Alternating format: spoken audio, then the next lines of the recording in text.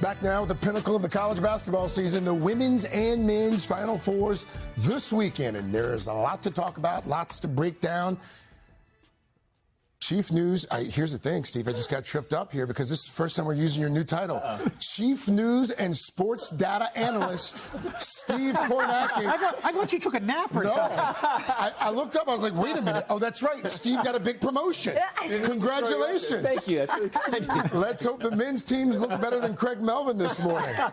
Let's start with the men's matchup, Steve. All right, let's take a look. The Final Four tomorrow, San Antonio, and look at this one seed. Wow. They call this the chalk. All the favorites here in the Final Four. Not a lot of upsets, not a lot of Cinderella stories, but wow, some good teams here. You got Auburn against Florida. That's going to be the first game tomorrow. SEC. There it is. Two of from the best conference, arguably, this year. Florida played with fire against Texas Tech in the Elite Eight, made it. Auburn, Janai Broome, their star forward, he went down with an injury against Michigan State, went out. The crowd held its breath. He came back. He hit a three-pointer. He says he's going to be good to go. It's a hyperextended elbow for him. Duke and Houston. Who is not excited about this one? Duke, the consensus player of the year, probable top NBA draft pick, Cooper Flagg. And Houston, watch them play. They have a suffocating, tenacious, relentless defense. But how do you feel about it? Well, I feel like I had Tennessee in that game on Sunday, and I watched it in action against them. So that's why I'm talking about it that way. Yeah. And so this is, by the way, we say it's all chalk. It has happened once before, and maybe that's the silver lining for a tournament without a lot of Cinderellas. 2008, these four teams, all number one, made it to the Final Four, and it was Memphis and Kansas in the championship. And you remember that game?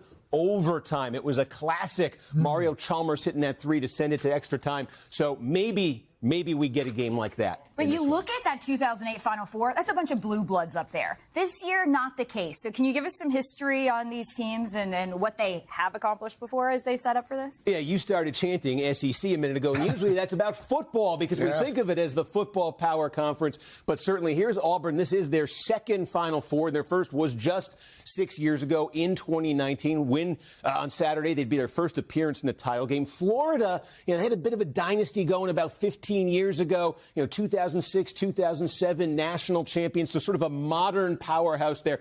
Duke, I mean, there is your blue blood. The numbers speak for themselves right here. The 18th Final Four for Duke. And I like Houston. You see, this is their seventh Final Four, but this is a restoration. When you think Houston basketball, you got to have a long memory. You got to be a little bit up there in years like I'm getting. Olajuwon, Drexler, go further back, Elvin Hayes. Houston used to be a Titan. They went through the desert for about 30 years, and they are back in a big way. Kelvin Sampson, big fan of that guy as their coach. All right, well, let's look at the women's side. So we got, and we say chalk on the men's side. And look at this, a one seed. And here it is, ladies and gentlemen, your Cinderella story of college basketball. That's fun. Number two.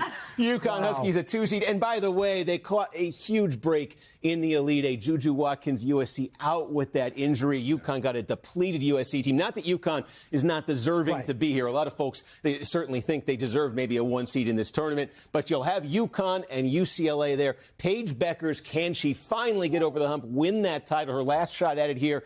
And then you got South Carolina and Texas squaring off. South Carolina, Craig, the defending national champion matchup here. And this is, by the way, the fourth time this year these two teams have played. Carolina won 2 of those 3, most recently the SEC title game. So can Texas even the score, or can Dawn Staley get a shot at another NCAA title? So I guess our brackets are all busted. It doesn't matter what I don't think mine's busted, is it? You had Duke. You switched off me wisely and went to Duke and getting the rewards for that. Steve, thank you. Oh, wait, you've got. Whoa. Wow. How'd that one happen? See, that's why he's the pro. Thank you, Steve.